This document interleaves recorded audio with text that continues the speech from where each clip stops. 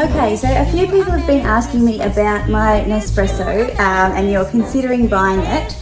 I thought I'd just give you a quick run through of my experience with it and why I bought it and what I think about it. And before anyone comes to me because I don't do things the way that they do it or according to the instructions, I just do it my way. I'm not sponsored for this, so you know, watch at your own risk. If it triggers you in any way, just turn it off. It's fine. So, just a sec. Okay, so what did I think about Nespresso machines? I got one of the original pod machines, you know, the funny little pod machines. Back when they first came out, I got a bonus from work and I spent my bonus on this coffee machine. And to be honest, it was novel, I think, and I lived in a regional area and getting a barista coffee was kind of hard, and a good consistent barista coffee. And I found the pods were too small because I like my coffee kind of bold. I bought these little coffee cups, beautiful little coffee cups, and these were the only cups that coffee tasted any good in because it was really only one espresso shot. And when you put two in, the balance was kind of off. And I don't really like drinking coffee in a mug. I'm a coffee in a cup kind of person. Even if it's a big cup that would fit the same contents as a mug, I won't pick a mug. I don't know why. This is as close to a mug as I get. I don't know why. So anyway, so yeah, it was a novel thing. It worked well when I wasn't near a cafe or anything like that, but I didn't really rate it. And sure as heck, Mr. Addiction did not like it at all. He thought it was, and he wasn't even a coffee connoisseur at the time, but I turned him, I did. So fast forward probably over 10 years. So I think I got that one back in like 2006. So I got this Nespresso Vertuo, and I've got my tea towel because I've got to dry up. I've just given it a little clean off. I got this Nespresso Vertuo in 2020 during the COVID game when I went and stayed with my husband. He was working and living in a regional area and there was just no great coffee to speak of, not close by anyway. And I'm like, I can't come and not have coffee because I just get killer headaches. And a good friend of mine, she just drinks a long black or a short black. She really rated the Vertuo. And I'm like, well, if you drink black coffee and you think it's good, then surely it's going to be okay for someone who drinks a milk coffee. So I just ordered it. And I think at the time, the combination of the machine, which I'm standing in front of, so the machine and the Ericino was about $360, and then you got the sample pack of all the coffees to try. And I thought, $360, like if I don't like it, I'll just sell it. It's not like I'm investing in one of those big barista, fully automatic, you know, machines with beans and all the mess and the counter space that those things take up. And I thought, well, it's just temporary, but I need coffee. And yes, I was prepared to spend $369 to not have a headache for 2 weeks. Luxury. Anyway. And I was quietly impressed. I think the hardest thing about moving to the Vertuo was figuring out what kind of coffee that I wanted, what kind of pods, because I'm not an experimental coffee drinker. I don't like doing the long drips and the cold brews and all that. I know what I like. I like a bold, coffee that has like chocolatey tones in it, because I have my coffee in a cappuccino. And yes, to my friend who is constantly shouting out to me and, you know, giving me grief, a cappuccino might be an old person's drink, but I like it. I ordered this, and once I settled on the pods that I liked, the rest was just easy. But we came home, we were going to our local coffee shop, and it's literally maybe like 400 meters away from our front door. And it was a nice little ritual, and we'd see the same people, and I do miss that. And we walk there every day and go and get our coffee. And I'd go after my exercise class, I'd take people there for meetings. It changed ownership and the coffee just changed. Instead of having a really lovely crema on top, it was really slushy.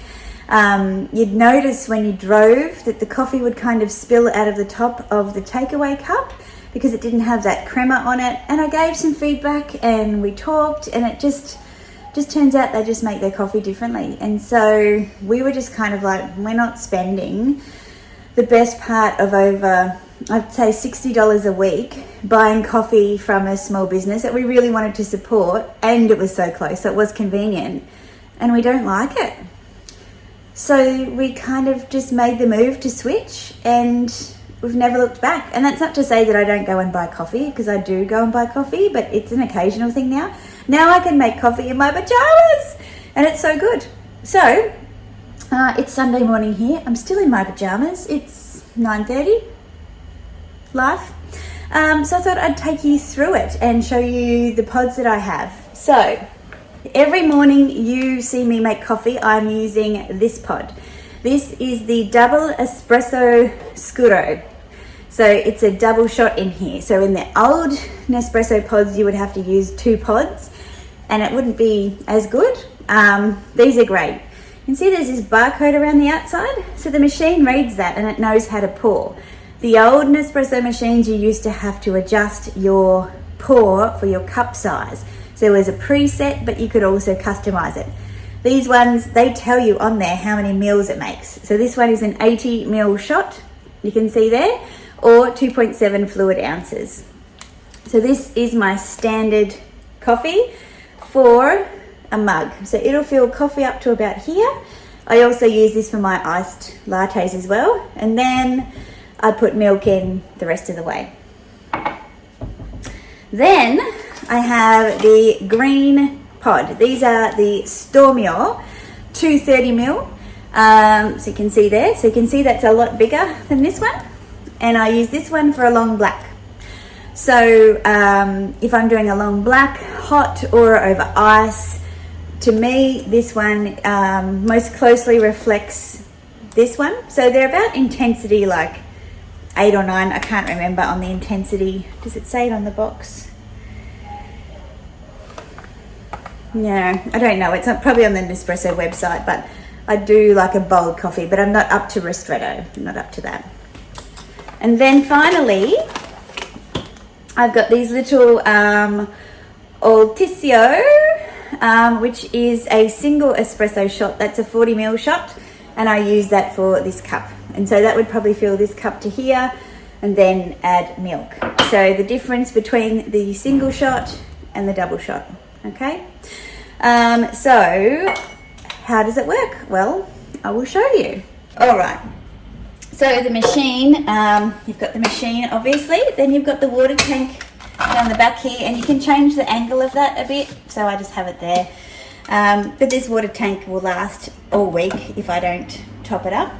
Then this is a separate attachment. This is the Arancino. The problem with these is that they really only do 1 cup. I wish that they would come out with one that would run at least 2 cups, so you don't have to run it for every single cup of coffee.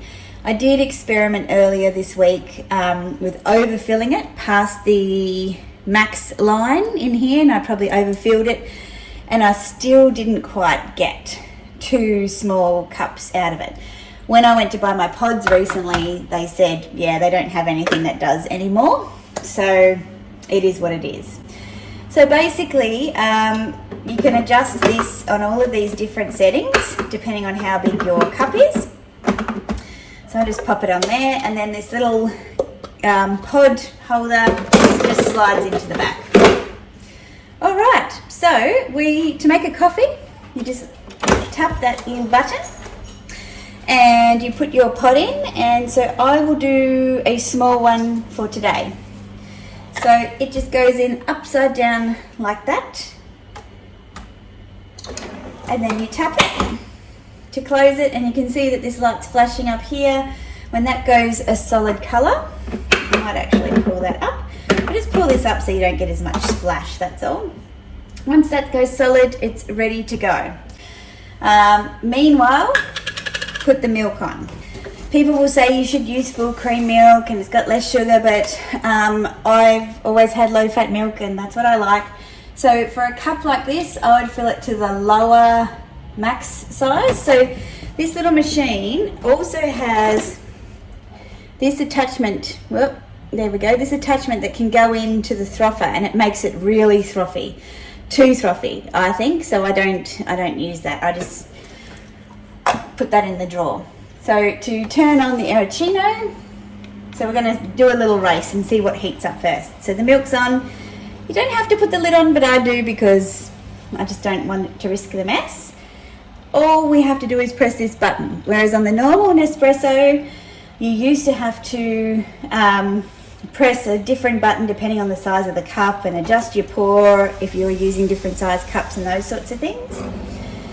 So you will see now how long it takes. They usually kind of run about the same, but the milk takes slightly longer to heat up. The beautiful thing about this coffee is it gets a gorgeous crema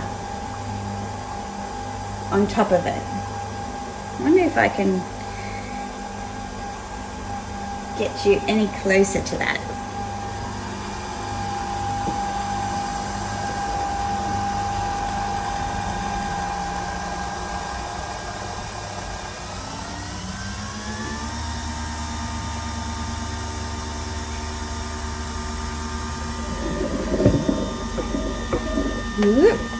Okay, so the coffee is done. Can you see the beautiful crema on top? If you could smell it, you'd be in heaven like I am. Now to make a cappuccino, I have found the best way, I'm going to put it up there so you can see, is you get some really good quality chocolate. The chocolate from the stores just doesn't do it for me. For it to taste like a cafe coffee, it's got to be cafe quality chocolate. Most places that sell beans will have their own chocolate mix, and it's a mixture of like a cocoa powder and some kind of sugar, as far as I know. I kind of just go bang, bang, bang, and this is because this is how I see the baristas do it. The milk's just finished, and if you look inside here, you can see there's a slight bit of foam on top, but it's really just thickened, warmed milk. When you use that little spring attachment, it's really foamy, and it's not very nice to drink, I don't think. So I just slush it around to make sure that I get all that foam through my milk, so it makes the milk thicker. And my little trick is I pour the milk down the side of the cup so that I keep that nice chocolatey head on the top of my coffee, because that's how you get it in the cafe. So just take a look at that. I don't know if you're just seeing it as good as I see it, but let me turn you around here. Oh, hello, there's me. There's me in my gym jams, and now I've spilt my coffee. Oh dear. Oh, what have I done? Okay. So I spilled the coffee down the side, but just look at that. Like, it's got a beautiful crema on it. It's just stunning. If you can get this from a home coffee, like, winning, right? And so affordable. So if, like me, you like good coffee and you find you're a bit of a coffee snob, I don't like fruity coffees, as I said. I like them to be bold and chocolatey, like a big hug. Then to me, you cannot go wrong with this machine. And I never thought I'd say that I would like this. I thought I'd be one of those people that had the tamper and the fresh beans and all that. I just don't think they come close to a cafe coffee. I hope this has been helpful for anyone considering buying an espresso, and I'm going to go and enjoy this now.